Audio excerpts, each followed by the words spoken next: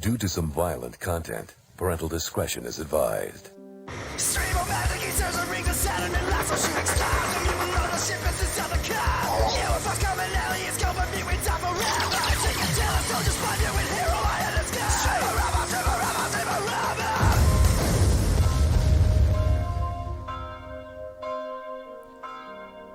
rubber. Yes, indeed. Welcome back.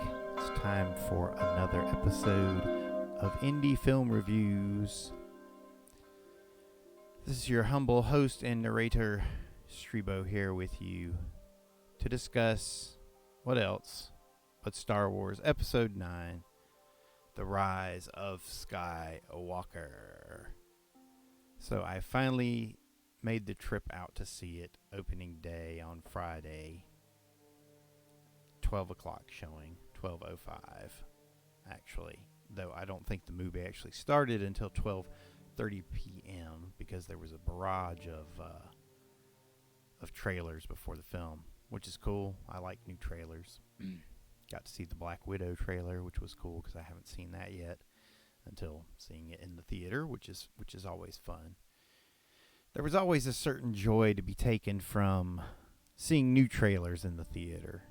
You know, back before internet days, where now we have access to everything that we want and everything that we need 24/7. That is all the time. But yes, it's a solemn occasion. I don't want to lead people on too long. I will say just up front that I did enjoy the film. I enjoyed my time watching it, going to see it, all of the above. I know I expressed a lot of doubts and misgivings in the weeks and months leading up to the release of The Rise of Skywalker. But yeah, all of that came down to what happened with The Last Jedi, and in no way, shape, or form does The Rise of Skywalker undo the damage of The Last Jedi in terms of what they did with Luke, because they pretty much just have to leave it to where it is with him. Nothing else can happen with Luke. So you have to accept that going into this final installment. And, I was willing to go with it, saying, hey, this is the first real adventure of all of the new heroes, Rey, Finn, Poe. Let's see what they do. And I was willing to go with it. And I had a good time. So, I'm going to try not to drag this episode out into infinity, okay? But there's so much to discuss, so much to unpack.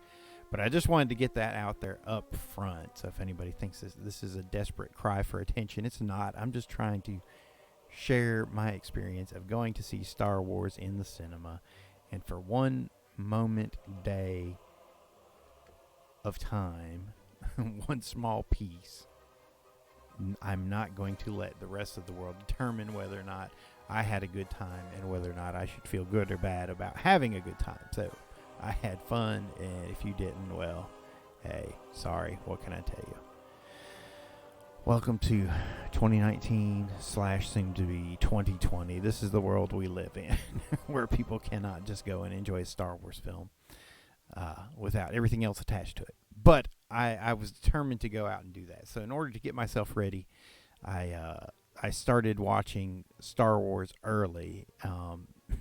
Now I decided to start with an odd place. I started with the Clone Wars because I had recently watched Episode 3 and then Rogue One and A New Hope all in a row for some reason, some Star Wars Day or celebration or something. So I thought, well, I'll start in a different spot. So I started with the Clone Wars animated series of all things because for some reason I'd been hearing that there were like ties into Clone Wars and Rebels and all this stuff like since way before any kind of script details came out about Star Wars Episode 9. So I thought, well, the more familiar I am with those series, the better chance I will have of picking up on whatever those tie-ins are.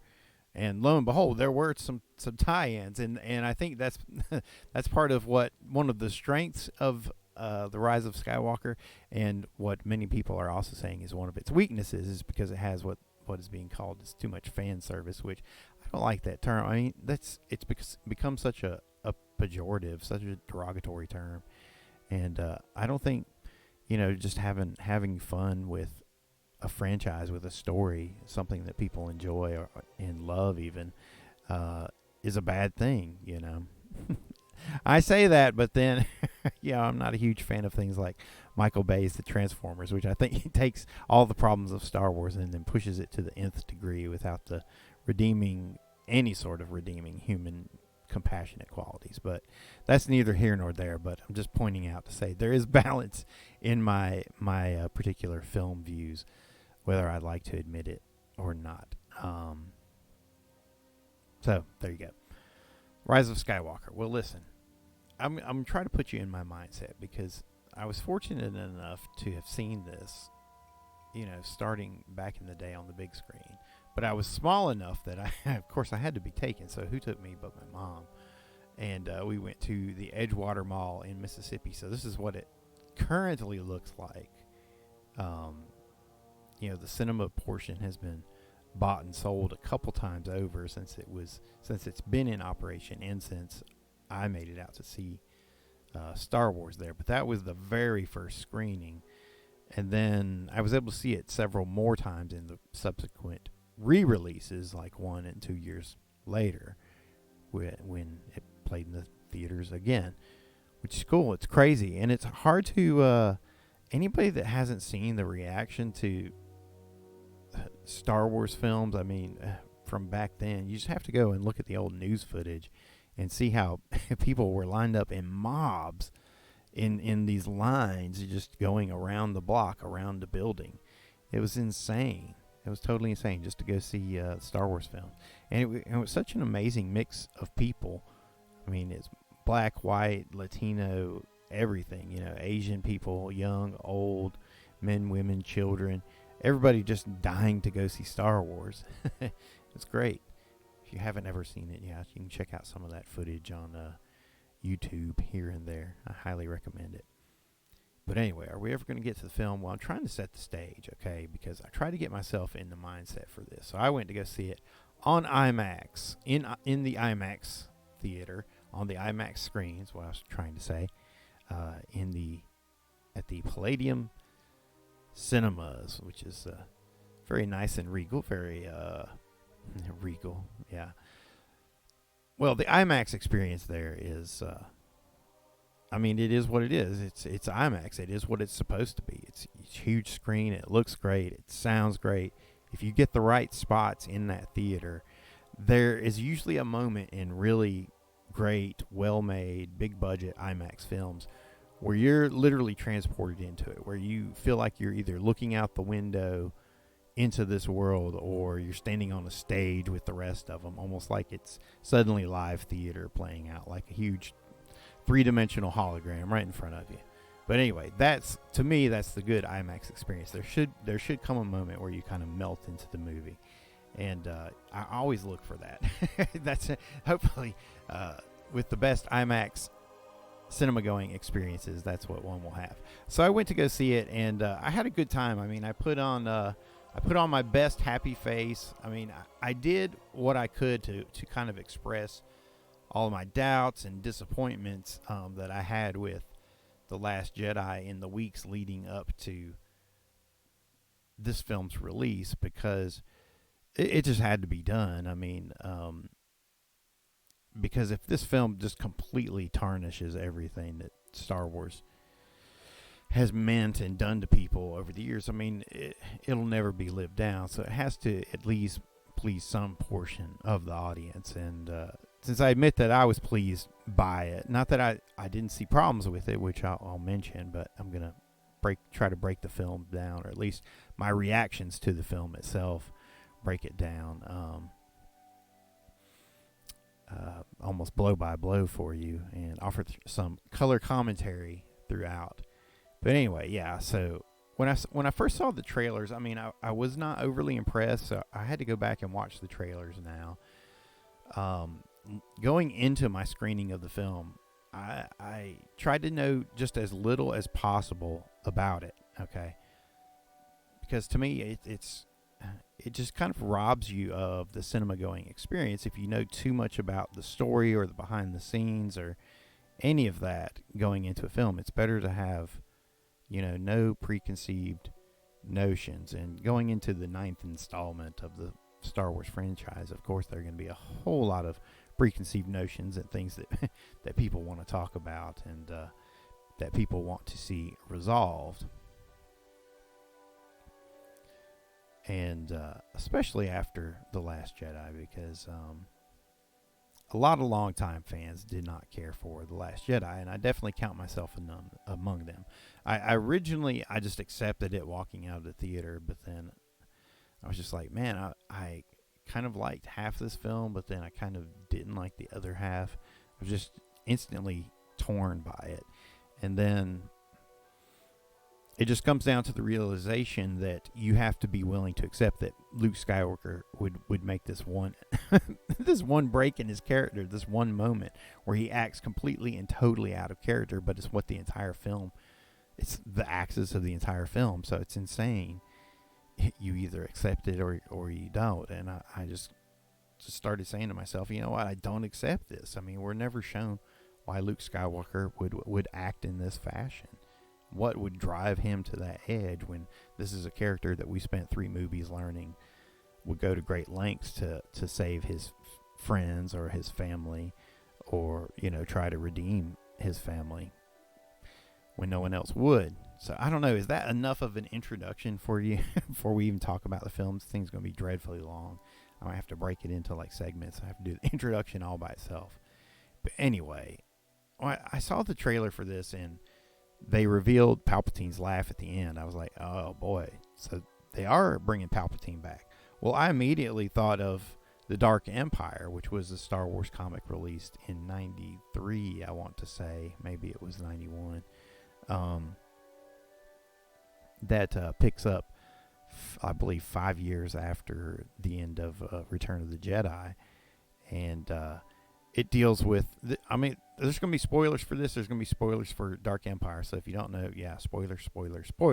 But in my views, they lifted a lot of the framework for the Rise of Skywalker from the Dark Empire, which I don't have a problem with. I always wanted to see that as a film, and in a lot of ways we do get to see it, except we don't see Luke's much more nuanced battle against the Emperor, because he winds up actually going over to the dark side for a little while, where if that was a trio of films, it'd be like the 2 middle films would be Luke training under the Emperor, which is actually pretty kind of cool.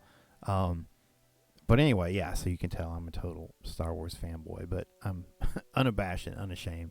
For today, we're just talking about my thoughts of seeing this film and experiencing it. So I have to bring you all of the little sidetracks along the way, or else you don't quite get the full experience. But anyway, so I'd seen this story before, so I guess I was predisposed towards liking it. So it's a good decision in my mind, but it sure is abrupt. I mean, they throw it right there in the opening scrawl. Boom! The dead speak. The Emperor returns, threatens the universe. The universe is the galaxy, the multiverses. It's pretty awesome. Pretty staying pretty true to the serial narrative roots of Star Wars. Yeah, so I immediately thought of the Dark Empire comic book, and which introduces the concept of Emperor Palpatine's clones. And I had said a few different times that I thought that Snoke looked like a failed clone of Palpatine. Yeah, but I mean, apparently he's not necessarily a clone of Sheev Palpatine, but he's some sort of clone. We didn't get any ultimate answers on that. We just got some kind of hints on it. But then I like how it just picks right up with the opening on Mustafar, where you see Ren is all back to business, and he's chopping fools up. And we recognize Mustafar, at least Star Wars nerds should recognize it. I mean, they were there on episode 3 for one thing, as the Sanctum of Sith Lord Darth Vader, which is always cool. And I think it was on this one and maybe one of the other planets where the temple. I've only seen this once, mind you, but where I instantly thought the temple reminded me of the design that they used in Star Wars Rebels, the animated series, where they entered a Sith temple or a Force temple of some sort, and I believe Ezra has to work with Darth. Darth Maul, to find the holocron inside the temple. Anyway, so the holocron, that's another thing that I believe first appeared in the Star Wars Dark Empire series. So I hope that they throw some kind of kickback to, who was it that wrote that? James Veitch. Give him some kind of kickback on the story by credits here, because they picked a lot of his framework from the Dark Empire, as I've said several times over now. But back to the story. I thought it was interesting that they called the holocron a wayfinder instead of a holocron. I'm like, it's a holocron. Come on, just call it a holocron. It's okay. But it was cool that they just ride with it. You know, maybe in the Jedi text they do call them wayfinders and not holocrons. Holocrons was, you know, a later colloquialism that was contemporary for its times. But wayfinder is what they were originally called. Who knows? I don't know. I like that Palpatine is on Exegol. A lot of this has parallels in Dark Empire. They just kind of change the names and the places just a little bit. And Palpatine, I mean, I don't know. I mean, they kind of instantly bring him back. This is I don't want to spend this whole video discussing other people's problems with all of this. I mean, because, you know, I think that's why they ready you for this and they prepare you for it in the trailer. They go ahead and say, hey, Palpatine is coming back, without shoving it down your throat, but they put it in there. I mean, that's why else would they spoil that? Because that would be a huge surprise if it was slowly revealed. But they don't even take time to slowly reveal it. They've got to throw a whole, 2 films worth of a trilogy of storyline into the front of this, of exposition, just to get it back on track, so to speak, after The Last Jedi. I mean, the whole first hour of this I just thought was like, well, I'm sorry for what happened in The Last Jedi. Here's what we're going to do about it, and they would just explain something else and then something else and something else. Like Snoke, for instance. It's like he's walking in, I made Snoke. I was Snoke the whole time. And then you see 2 more Snokes. They're floating in the back of the tanks over there. And it looks like they even have those dents in their head, the lightsaber dents. So I'm just like, wow. I mean, were they all? I thought, I always just assumed, well, he was a Snoke that got sabered a few times. But was he actually designed that way? It was just fake lightsaber dent the whole time. So that was an interesting way for J.J. Abrams to throw in one of his mystery boxes, the mystery box still of Snoke. So now people can go back to their Snoke theories. Well, what kind of clone was Snoke anyway? So there you go. So that was definitely a reference to The Last Jedi. That was a straight up apology for that. It's just like, oh well, whatever. Now the Emperor's here. I mean, if you don't want to go with this for whatever reason, I mean, you can. There's points all through this movie where you can just drop out, where you can just say, well, they brought the Emperor back, I'm done with it. Just like I easily could have gone into it saying, well, they've screwed Luke Skywalker up, so I don't even need to see this film, which is pretty much how I felt about it. It was just my friends asking me about it. He was like, yeah, when are you going to go see this? So I was like, well, haven't really put any thought into it. I thought I would scroll through the screening time since he mentioned it, and then lo and behold, came up with tickets for opening day at 12 o'clock at IMAX, or in the IMAX theater, rather. And I decided to make a day of it. Like when I was a kid, I probably would have worn a T-shirt that had some kind of Star Wars iconography on it. But now I don't. But I did see a little beanie, a little winter beanie that had a Star Wars logo on it at the store the other day, and I thought, you know what? I need something to put on my head. The air's getting cold, and there's a new Star Wars film out. You know, now I can get away with this, whereas normally I would not be able to get away with it. So I wore my little Star Wars beanie in lieu of a t-shirt. That is how much of a geek that I am for Star Wars, I guess. I thought the whole Star Destroyers on ice thing was kind of cool. A few more pictures in here. We'd have to, let's see.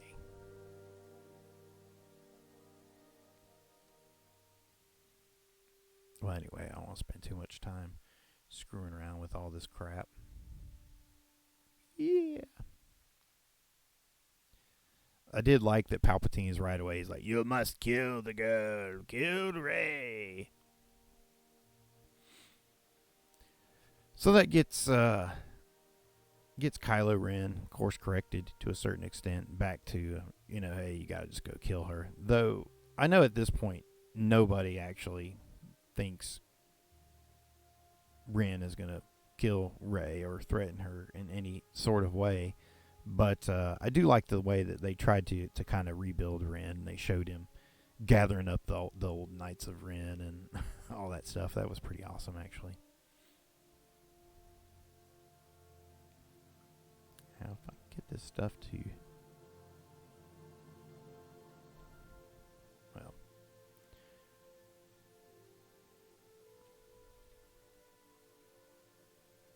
It was good to see Poe flying the Falcon.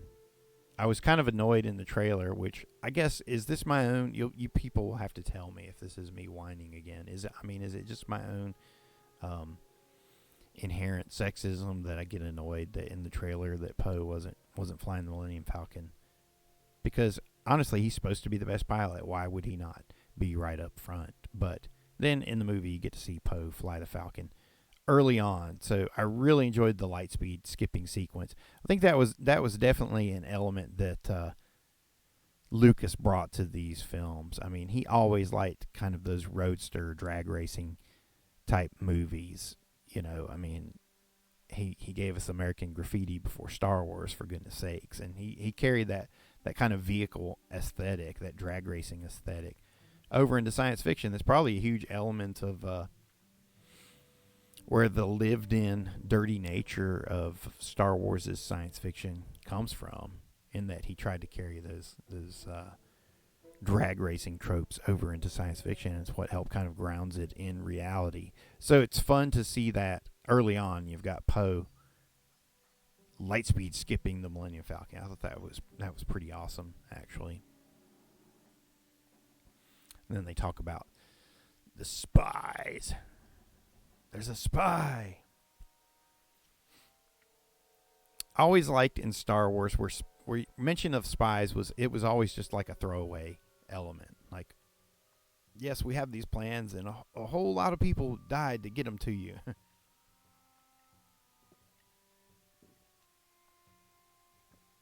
It was always just explained away like that very, very quickly. Whether it's Bothan spies in Return of the Jedi or just all the other types of spies that got the original Death Star plans in what became known as A New Hope, or Star Wars as I call it.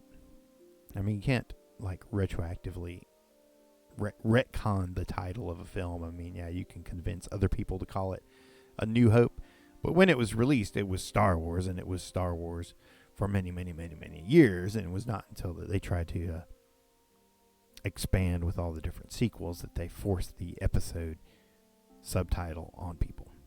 But I digress nonetheless. I'm sorry. I hope you're sticking with me on this one. I mean, there's a lot to unpack, as I said. It seems to me somewhere in here they're talking about dealing with Palpatine, and somebody mentions the Holdo maneuver. It's just like, we got to set up a whole bunch of Holdo maneuvers, and somebody else just lampshades that right away, and they're like, that's a 1 in a million chance of working. And they don't explain why. They're just like, it's 1 in a million. Shut the heck up. I thought that was kind of funny.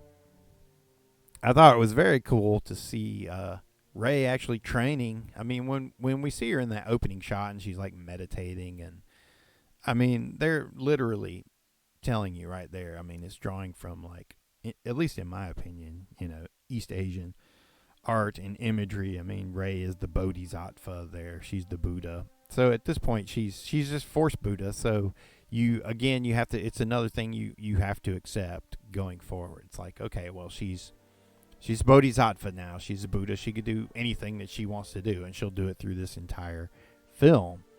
And it's just like with Luke being gone. It's like, well, Luke's gone, so I can't keep going through every 5 minutes of this movie thinking, hey, is Luke Force Ghost going to appear here? Is it going to appear here? Is it going to appear here? It's like, no, he's gone. We just got to watch these people now. If I just wanted to see Luke, I needed to go see a different film, unfortunately. But to get things back on track, okay, she's training. This is a cool callback with the little helmet. I like that. With the dark helmet. I don't know what they're called, where they have those blast shields in the front. But Luke's like, I can't with the blast shield down. I can't see anything. Obi-Wan's like, that's right. You must trust your instincts. Something to that effect, anyway.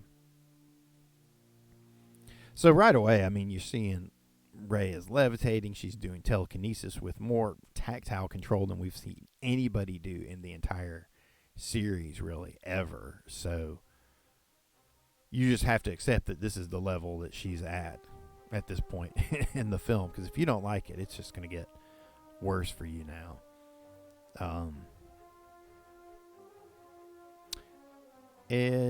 So somewhere around here they read the Jedi text, which I thought was pretty neat. Oh yeah, Rose Tico. Rose is in it. I like that they didn't just ignore Rose, kind of like they did DJ. It's like, well, that sucker's gone. I liked him. I would have liked to have seen him come back, at the end. That would have been cool if he'd have been with the group. He's like, hey, you guys win today. Yeah. Something to that effect. Anyway. But I like how Finn's like, hey, Rose, we're going on an adventure. And then Rose is like, oh, I got to stay here and do some tactical stuff, in the base. But anyway. But to me, I mean, that works. No offense to the character of Rose Tico or the young lady who played her, but she was very forced upon into that whole storyline, because those original characters were created to work together, not to add 2 and 3 and 4 more into the mix. I mean, not easily anyway. I mean, really, Rose should have had her own interaction, like with Holdo or something, and they should have just made their own storyline, and then they should have kept Poe. But whatever, I can't rewrite The Last Jedi yet again. I already did that once, and I don't want to get into that again at all. I'm considering that chapter of our Star Wars fandom closed and done. And we're moving forward now with Episode 9, which apparently left Rose at base. But hey, I mean, it's respectful to her character. I mean, she was very smart. She had a lot of quick ideas, seemed to have an excellent grasp of engineering and all of that. I really dug Kylo joining up with the Knights of Ren. It sounds like one of the Stormtroopers calls them Goth at one moment. They're like, yeah, Goth band. Goth boy band. I swear it sounds like they're calling them Goth. Now, at this point, I have to say, they used some of the Leia footage pretty early on, once they got over to the Resistance side of the story. And I was really pleased by this. I mean, I guess this is probably one of the reasons why I give this film high marks, is in that knowing that this entire performance is pretty much cobbled together posthumously, that even though it involves footage that was filmed before Carrie Fisher passed, God rest her soul, that this performance works pretty well. So I was immediately thinking about it as a filmmaker, in that, like, they had to look at this and go, well, how do we work this into the story? And they may very well have written this entire movie around just balancing the footage that they had of Carrie Fisher against the idea of the Emperor returning, and they just, everything else had to just fall into place in order to make those two things work. And for that, I give this movie major thumbs up, because they were just respectful of the character, and it works in a way that goes beyond just simple fan service. But also, it helps close out that entire Skywalker side of the story. I actually never thought about it in terms of seeing Leia as the final voice of the Skywalker story. I mean, I always thought it would be Luke. So it's really, I'm just kind of talking my way through it right here and now. It's only been a couple days since I've seen the film, but so it was unexpected. And then once you take in the meta knowledge of Carrie Fisher having passed, it makes it really poignant that they were able to get this kind of performance out of her, and it's great that J.J. Abrams shot more film than he needed at the time. And I've never even seen the footage of the extra scenes. Not that I remember. I may have watched through them once, but I don't remember them in any particular detail. So when I watched all of those new scenes, nothing struck me as being reused or rehashed. I mean, to me, it was all just new footage, and really like that. I have to give them major props for that. Okay, so they decide to take off flying to go find this exegol, and they crash land in the sand and get sucked down. I mean, I'm kind of confused in my remembering of this. They just kind of crash on a planet doing something. Maybe they were escaping from a planet. I don't remember which, but after I've seen it a couple times, I guess I'll figure it out. But this definitely struck of plot convenience. I mean, it stunk of plot convenience, rather.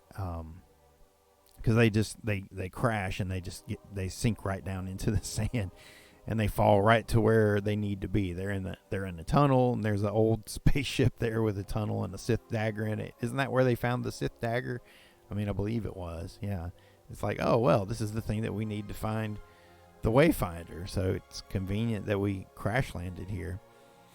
But even as convenient as all that is, I tell you, I'm willing to forgive it just a hair, because they did lampshade it somewhat with Finn, because Finn starts talking about how he's been hearing the Force all of his life. He's been hearing it call him like an instinct or a voice. And to me, I thought that was really cool.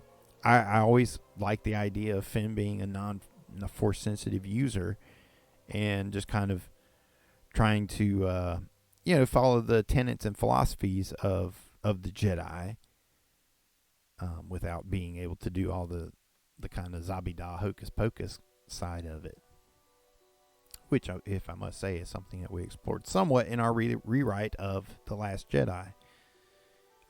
Which I will shamefully plug right now. But I thought the Carrie Fisher scenes were really, they were really well done, and they came across as poignant to me. So, yeah, maybe that was cheap fan service, but hey, I'll take what I can get at this point.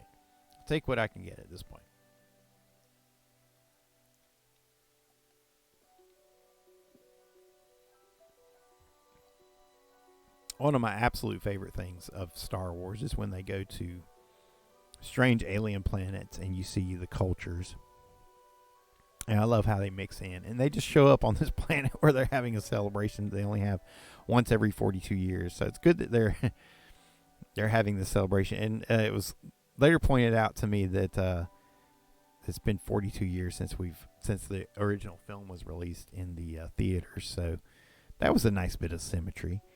But anyway, so you see all the dancing aliens, and I absolutely just love that. That was a great look, a great shot. It was a great feeling, and it felt Star Wars, and it felt new. It just felt like Star Wars again. It was like, oh great, you feel like you're here in this culture. And it was then I probably started having those first moments of that IMAX experience of being like, oh wow, I'm on the street corner with these dancing aliens. Yeah, as strange as that sounds, but that's what I look for. I look for those little moments where you're actually transported into the film. Because to me, that's what cinema is all about. What's it called in anime? Ikaru, that sub-genre where people get transported into stories or video games or whatever. Ikaru.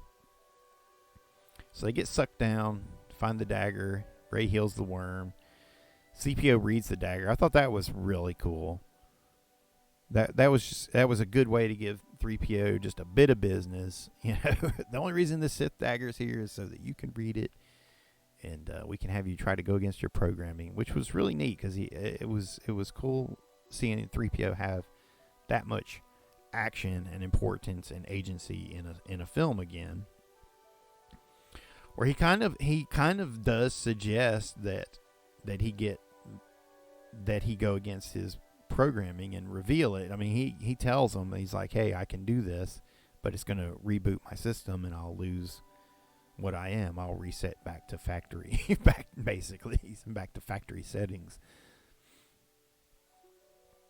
You know, I mean, call that another cheap sentimental shot, but again, I'll take it. You know, this is the series is called Star Wars. It's not called The Adventures of Rey and Friends. You know, it's called Star Wars. So I will take anything I can get with those original characters in this Star Wars film. But I do like that they're building the new characters.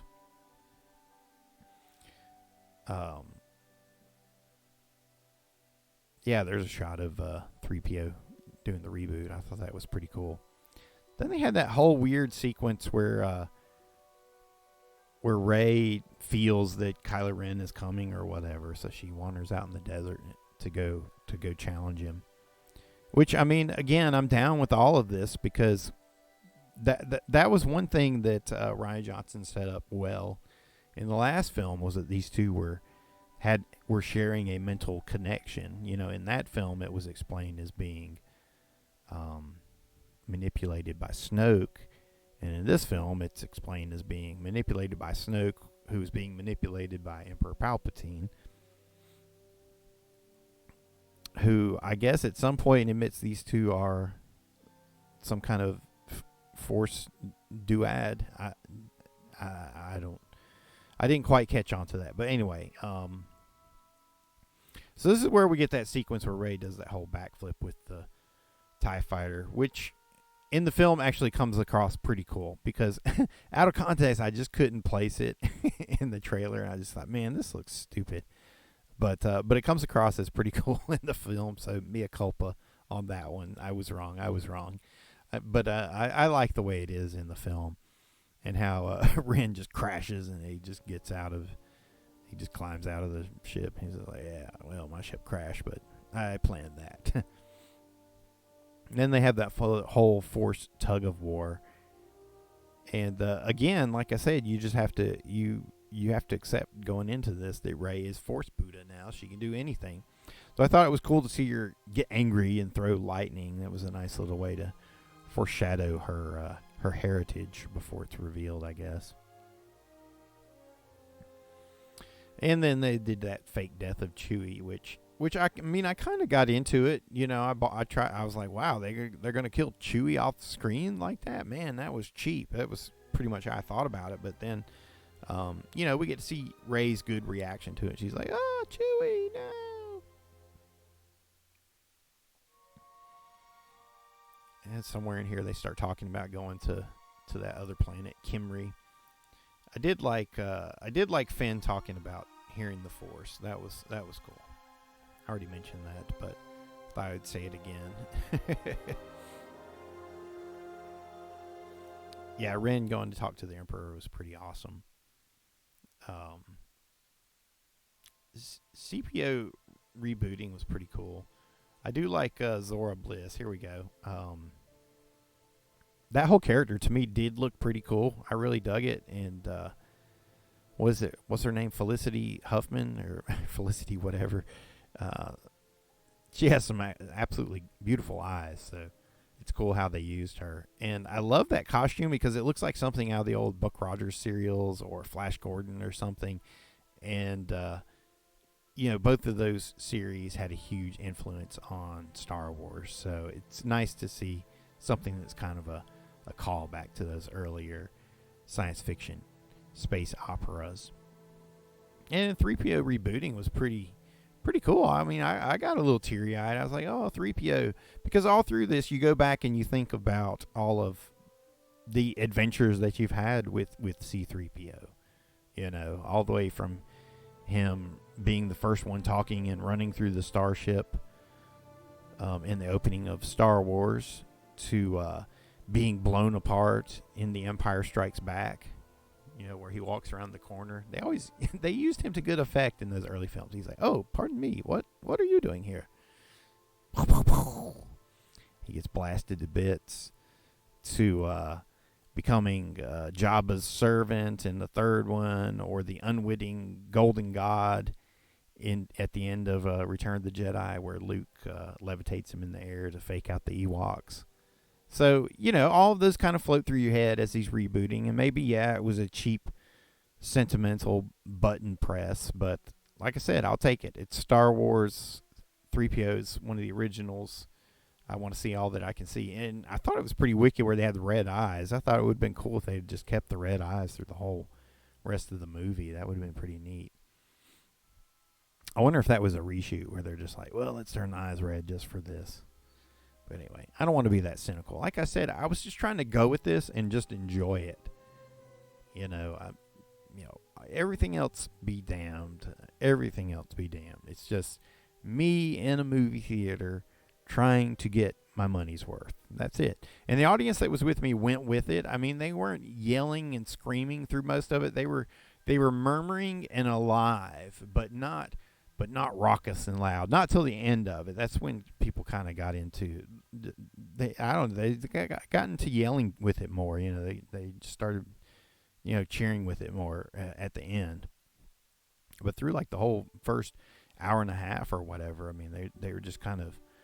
They were there, but they weren't loud. They weren't cheering with it or laughing uproariously or whatever. There were a couple times I caught myself being the only one laughing. I'd be like, ah, ha, ha, ha. I'm the only guy laughing in the whole theater, which was a little embarrassing, but, you know, I'm a shameless fan. What can I say? But I did get a little misty-eyed with thinking about Threepio rebooting. It's like, oh, Threepio rebooted. That'll be different. But they do set up the cheap resurrection by they say, well, don't you doesn't R2 have you backed up anyway, so what's the big deal? So they do set that up early. I like the little side MacGuffin of the captain's badge that they get from Zora Bliss. I like the interaction of Zora Bliss and Poe Dameron. Right here, Poe and Zora. They were a cool little side couple. And then for whatever reason, they figure out Chewie's still alive. They're going to go save him. I'm probably telling some of this out of order, but you know, I wasn't able to make notes when I was going through this, watching this film. I was just watching it. That's something that is very important to people that review films, is that you have to not let yourself get sucked into thinking too much about the review when you're just supposed to be watching the film. You know, you just have to be there and be with it and be willing to suspend your disbelief to a certain extent to just accept the premise of the film. And that's what I did with Rise of Skywalker. I went with it, at least. I mean, I did my best to go with it.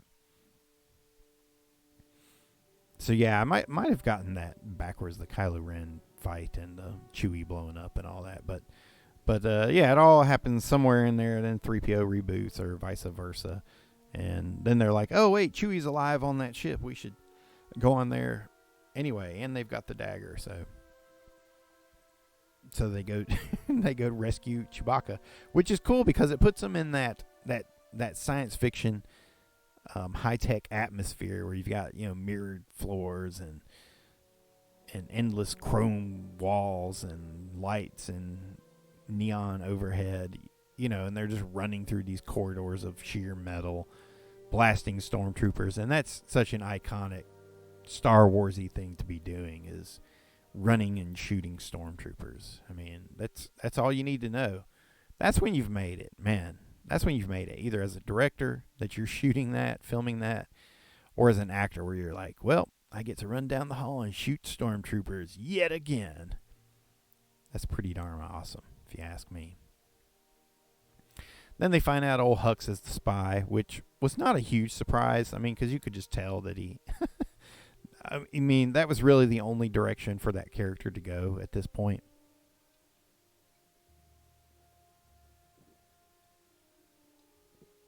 Hux had to be the spy.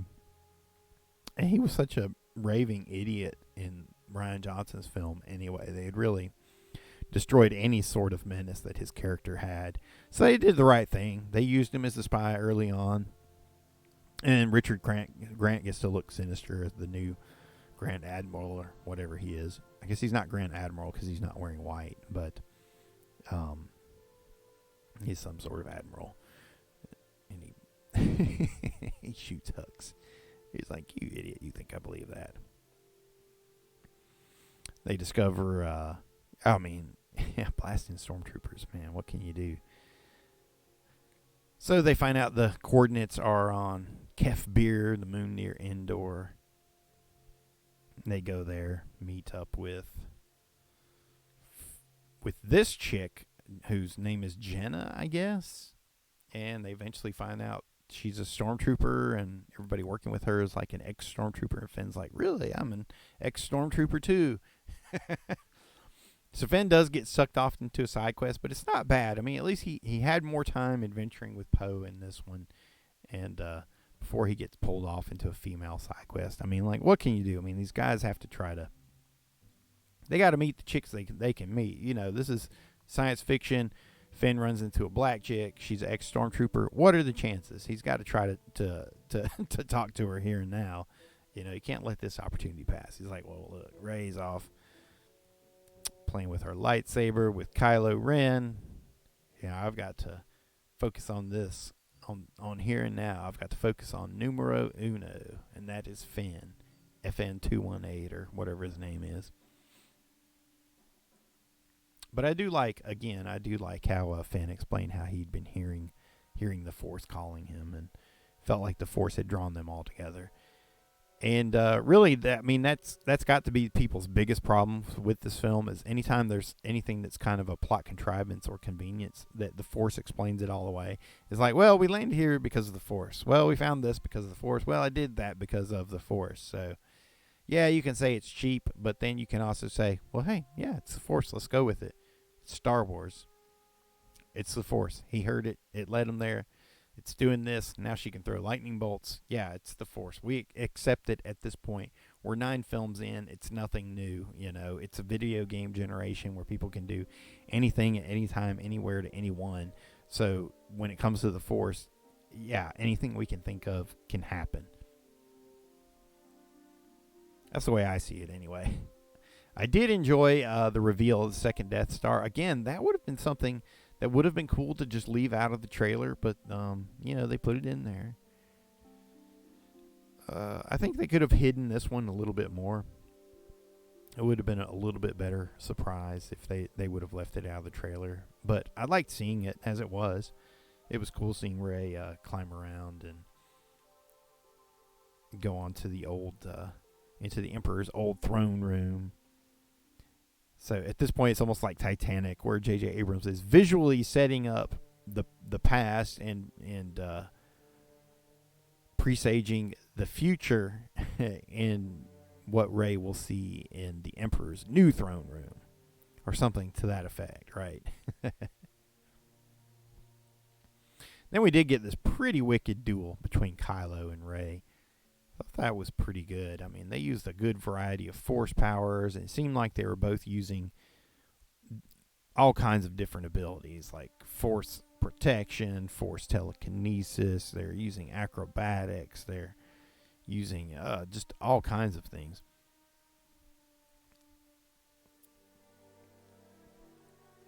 And it seemed like it got to where Kylo figured out how to overcome Rey, where if he just stopped attacking her, he could just block all of her attacks and redirect them. But then Leia had to interfere, which I thought was interesting. I liked that Leia interfered, and again, as a callback, it was a nice callback to my fictitious The Last Jedi, where Leia comes in between Rey and Ben in that one. So I must have been on to something.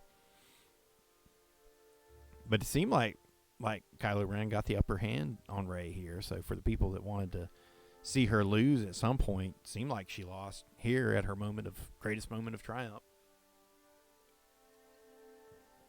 Leia has to interfere. And then Rey just kills Kylo Ren, which was pretty cool. I was like, all right, well, she just killed him. I was down with it. Because we knew it was going to happen at some... I mean, if they actually did duel, she was going to beat him at some point, right? And then she just heals him up. Which I kind of glossed over earlier. They found that when they had that crash landing, they fell into the sand and they found all the stuff that they needed and they killed the worm. Well, they didn't kill the worm. They ran into the giant sandworm that was making these tunnels beneath the planet's surface. And Rey exhibits a new force power of healing, and she actually healed the sandworm at that point. And surreptitiously, one is led to believe that they're able to, because of that, they're able to more easily find their way out and make it to the city that they need to go to. But anyway, so it gets here to the duel where she mortally wounds Kylo Ren, and then she heals him. And she leaves him behind, and he's beaten again by a girl who could barely wield a lightsaber. As Snoke once taunted Kylo Ren. But we know that Leia interfered. She either just by distracting him, by calling into his mind, or by like causing him to momentarily be frozen, paralyzed, slowed down, whatever you want to say. But she helped Rey survive and win that encounter. Again, I mean, I'm like okay with it. I'm going with it. She's Force Buddha at this point. That was kind of strange that Rey goes to Octo. She's like, well, I'm just going to exile myself like Luke did. And I have to wonder if this is just so they could have this moment where she burns Kylo's TIE fighter, his TIE silencer, whatever it's called. And she goes to throw the lightsaber into the fire, and then Luke's Force Ghost catches it. And I was kind of, at that moment, I was like, come on, really? I mean, now you're going to have Luke catch the lightsaber. And he immediately makes some kind of remark like, shouldn't a Jedi, don't you think a Jedi's weapon should be treated with more respect? Something to that effect. And it seems like an immediate callback to The Last Jedi, where they have Luke throw the lightsaber over his shoulder, which is just so universally stupid. But then it's also, I thought in some ways, it's kind of like AJ saying like, oh, well, you guys were right. I should have had Luke catch the lightsaber in The Force Awakens when they were in the snow. That should have been Luke. That would have been a great return moment for him, instead of leaving it open for the next film to do and then fail at spectacularly. But anyway, back to this film. So now we have Force Ghost Luke here, which was not great. I mean, I knew that Luke was only going to appear as a Force Ghost in this film. And, I just had to take what they gave us on this. This is one of my great concessions. And it's either, I refuse to watch any more of these films because of what they did to Luke, or I go along with it. And I'm just like, well, yep, there was Luke as a Force Ghost. That's pretty much it. But it was cool that then he chooses to reveal where Leia's old lightsaber was hidden. I thought that was pretty neat. And they have that little Leia training montage. You get to see kind of a younger Leia and a younger Luke. That was fun. That was just a nice, fun little scene. And I thought it was cool right away that Leia had a blue lightsaber as well. Blue being the color used by the Guardian Jedis. Luke used a green saber. He was apparently a consular. But it was interesting that Leia used a blue, much like Anakin's, as a Guardian. They are more focused on physical abilities and combat, expressions of the Force through the physical ability. Then we see Force Ghost Luke raise the X-Wing.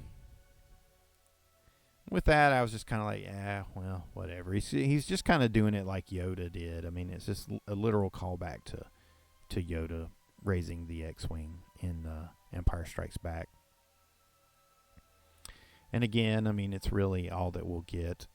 That's as much as we're going to get of Luke at this point. So he literally gives Rey his X-Wing. Which I can see anybody that hates the character of Rey at this point, they would just be raging. But like I said, I wanted to go with it, so I just went with it. I'm just like, okay, cool. Well, I mean, now he's giving her his X-Wing.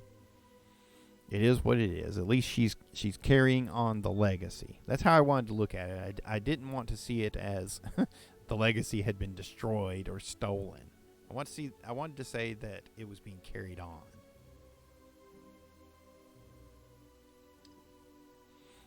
Then a scene that was a nice surprise. I don't know how I managed to avoid all the spoilers for this, and that's Han Solo appearing to Kylo Ren. That was pretty cool. I didn't get teary-eyed here, but I just thought it was a nice, warm little scene, and it helped.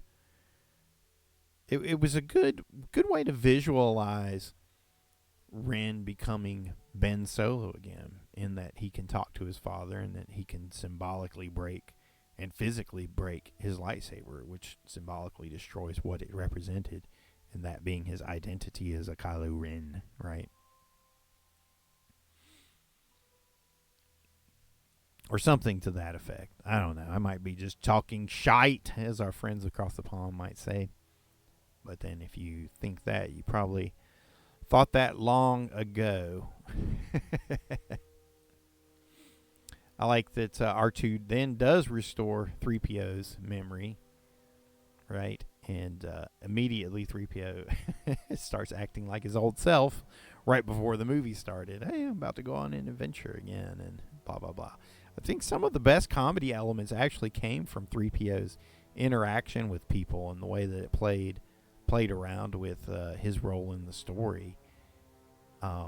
And I have to give him major kudos for that. It was fun. It did bring back more interactive, more entertaining Threepio of the first two films, Star Wars and The Empire Strikes Back. Then we hear the news of Leia dying, and she force ghosts away. She has a delay on her force ghost. She physically dies first, and then she kind of force ghost fades later. For whatever reason. Again, none of these things are ever explained, but to me, they don't have to be explained.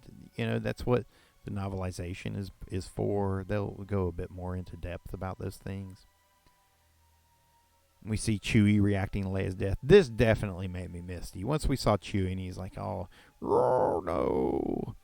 He's knowing, I don't know why I laugh about that now, but I mean, he was flailing his arms around and stuff, and it definitely got to me. Chewbacca was always the most empathic of all the characters, You definitely understood his moods. Whether he was angry, whether he was proud, whether he was being happy or playful, or when he was being mournful. Like when they have to close the blast shield doors on the Hoth base at the opening of Empire Strikes Back, and both Han and Luke are trapped out in it, and they're like, they'll never survive overnight, and they close the doors, and he's like, brrr. It's just sad Chewbacca growl. Brrr. So we get more of that here. That was definitely sad.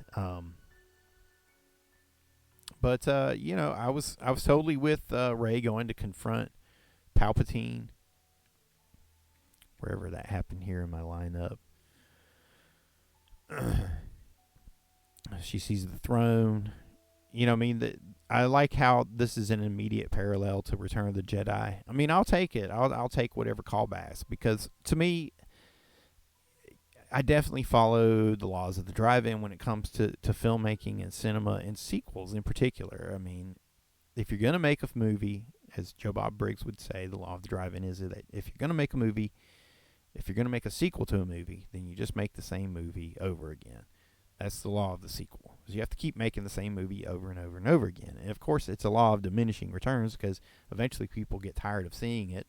And if you try something too different, people tend to get annoyed about it, because it's not the franchise that they've grown to know and love. And, so you can't outright destroy the Lebenswelt that's been built around any particular franchise or IP, which is what The Last Jedi came perilously close to doing.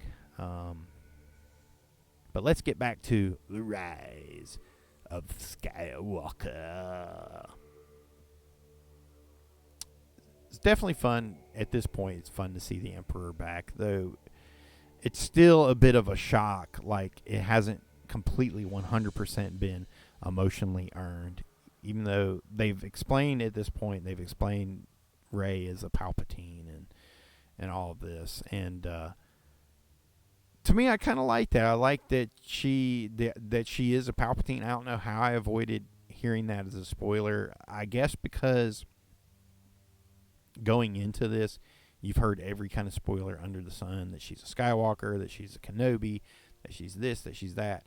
And the Palpatine connection was one I never quite locked onto. Excuse me. So, you know, for somebody who says that they did, hey, kudos, more power to you. You know, you were right.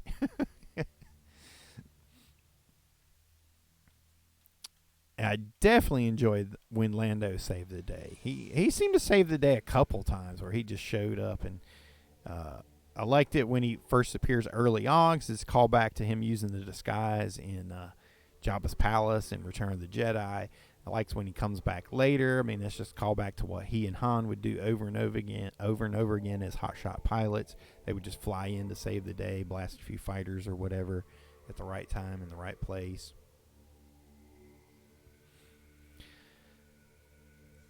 Definitely thought I definitely understood the whole weird philosophy of the Sith and the Jedi and all that. Like, in order for the Emperor to win, you know, he had to get Rey to strike him down, basically in anger, which is what would complete her transference to the dark side.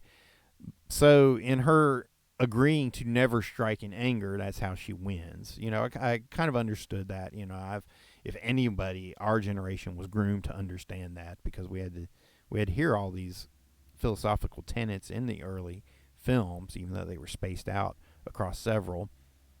But we were there when Luke finally overcomes Darth Vader, and he's there with the Emperor, and he can strike him down, and he can kill him, and he doesn't get the chance to. He doesn't. Well, he actually does strike at the Emperor, doesn't he? But Vader gets in the way, and then they have their little duel, and then he gets the upper hand on Vader, and he decides not to kill Vader, and but he doesn't go at the Emperor either. So, you know, he takes the peaceful route.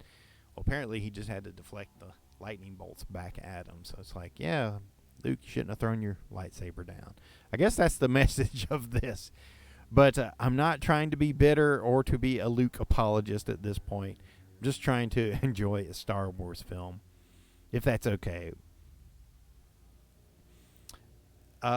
Seeing the newly reborn Ben Solo fight with his Knights of Ren was okay. I mean, the Knights of Ren still underwhelmed. They did not.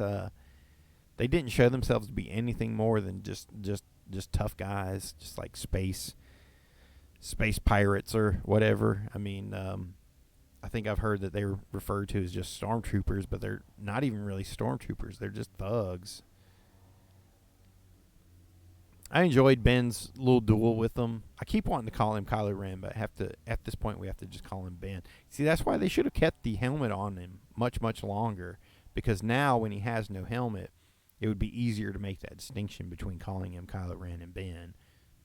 But, yeah, they took the helmet off of him way too soon. So I do like that they kind of pay off the whole Force scrying ability that the two of them share, whatever it is, when they're using clairvoyance on one another and sending their thoughts and emotions back and forth. And it's been foreshadowed a few times that they could pass matter and perhaps even objects between the two of them. We saw water transfer from Rey to Kylo Ren in The Last Jedi, and in the opening of this film we saw Kylo Ren snatch those beads off of Rey, where she's at that that planet-wide celebration, that festival that they're having.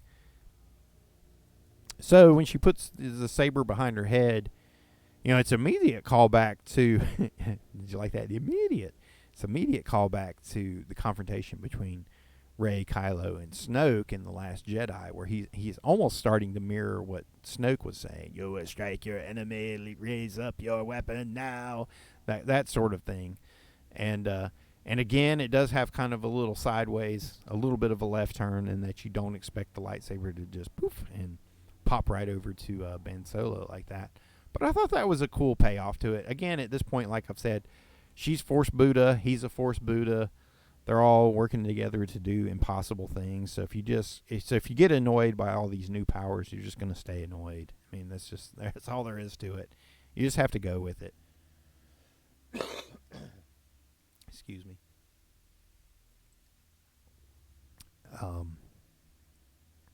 You have to be willing to go with it. Star Wars film is not the point. Is not the film to start saying, well, this is too far-fetched. It's all far-fetched. So at this point, you've got to go with it. I like that Ben runs in to help Rey. They have a little more discussion and blah, blah, blah, blah, blah. But then he's like blasting them with his little enervation rays, his life-draining dark side rays. And in some ways, it kind of mirrors the lightning blast from Return of the Jedi, but it is different. So I'll take any of these kind of visual cues that are also callbacks to the earlier films, such as Return of the Jedi. And I like how Rey is finally able to reach out and hear the Jedi.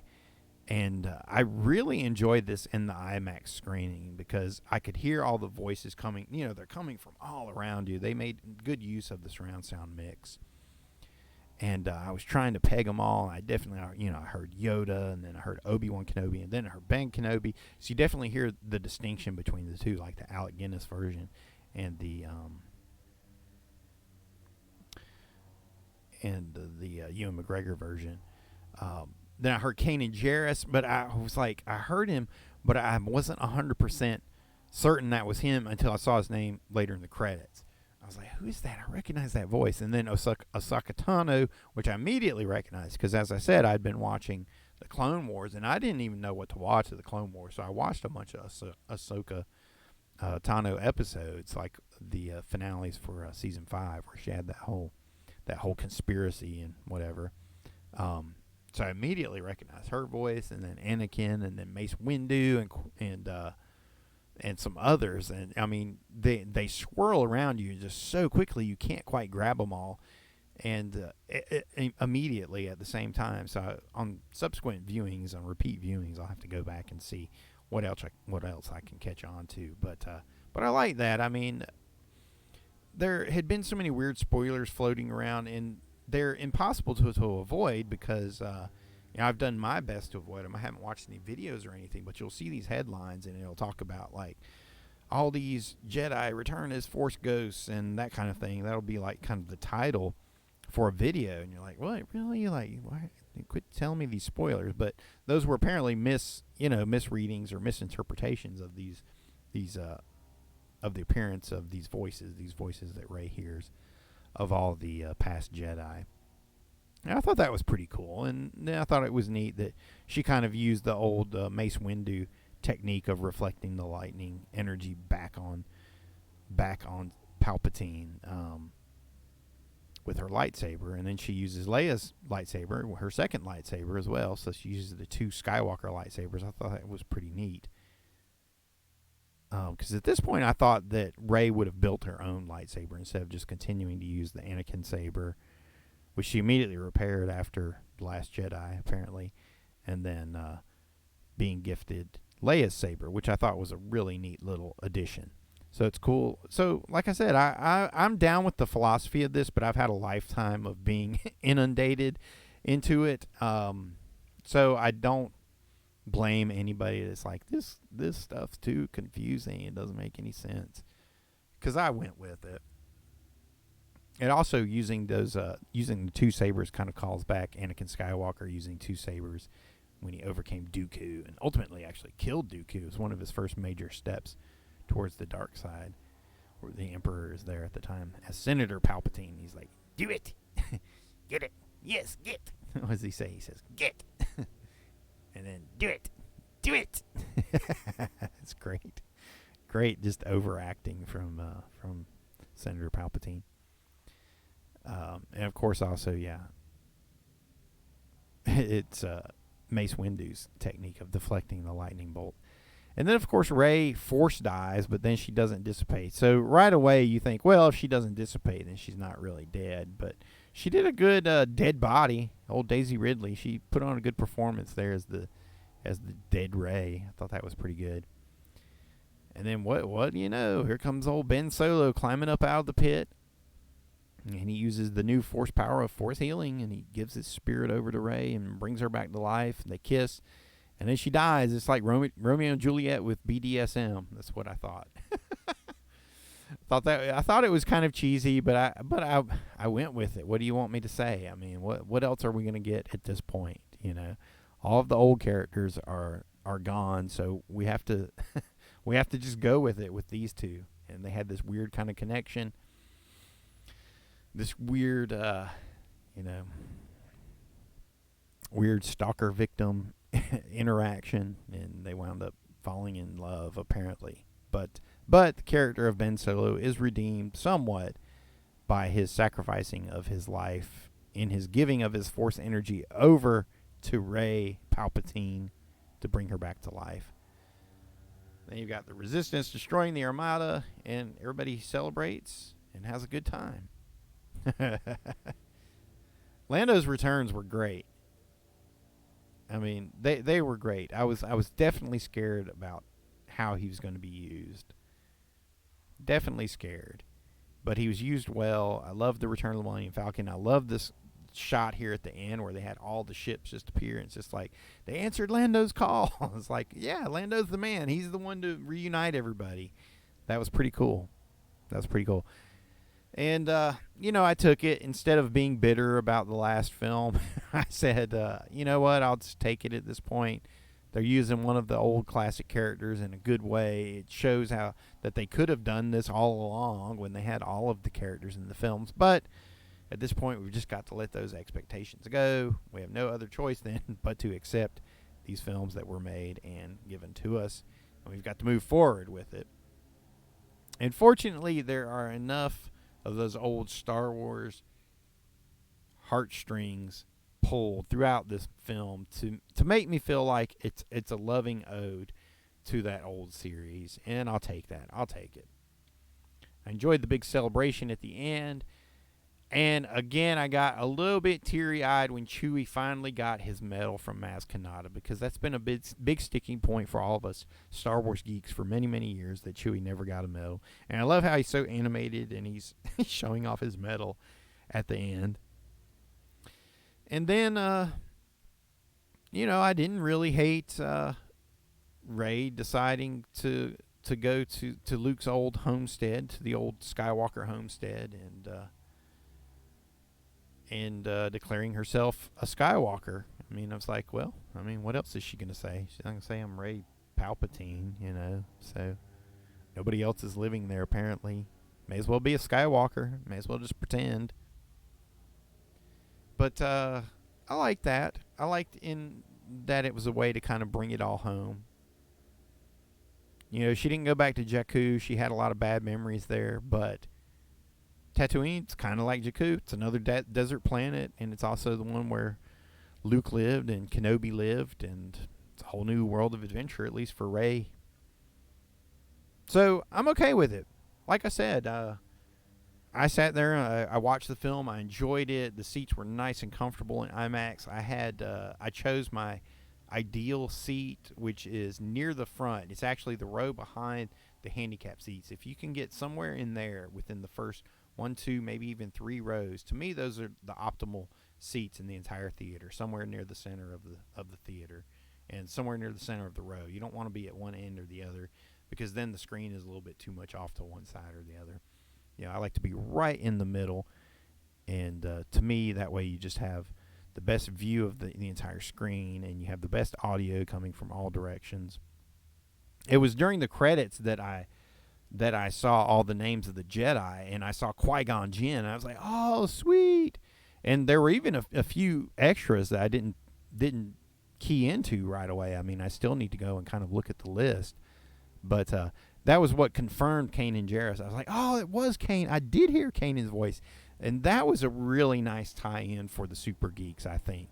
Because a lot of us were really, really annoyed by Disney's decision to do away with what has been known as the Star Wars Extended Universe. and what has become known as the Star Wars legacy, and all these stories that were suddenly made non-canon. They were decanonized. Just pretty much everything that had come before the Disney purchase of Star Wars, with the exception of the Clone Wars and the new Star Wars Rebels animated series. Everything else was just decanonized, which meant the few great sequels that we had that at the time we bought them, we were being told were actually part of canon, which were like the Dark Horse comics, the Dark Empire, which we see now is a huge influence on what became what is now known as Rise of Skywalker, and also the Admiral Thrawn trilogy of Star Wars novels, because those were absolutely phenomenal. So good, in fact, that Thrawn was brought back. Grand Admiral Thrawn was brought back for the Rebels animated series, just to get him back into continuity.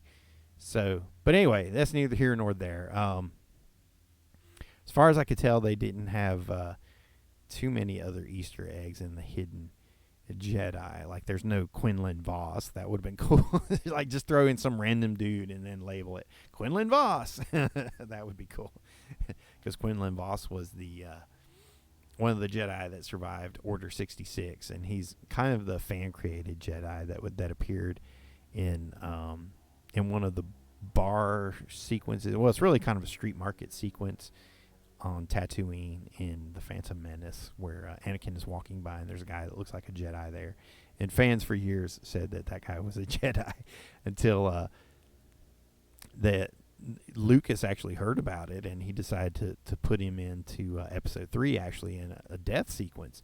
And it went so far as to be storyboarded, but was ultimately never shot and finalized for the film.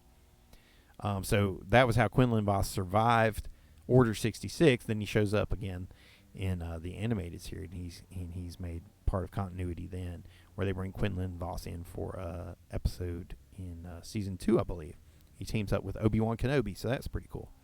So anyway, that's the side story of Quinlan Voss that had nothing to do with The Rise of Skywalker, but I will say I thoroughly enjoyed the film. If you absolutely want me to rate it now, which I'm loath to do because my rating will probably change, I'll give it a 4 out of 5 stars or 8 out of 10 stars on the Streebo Star Your Meteor.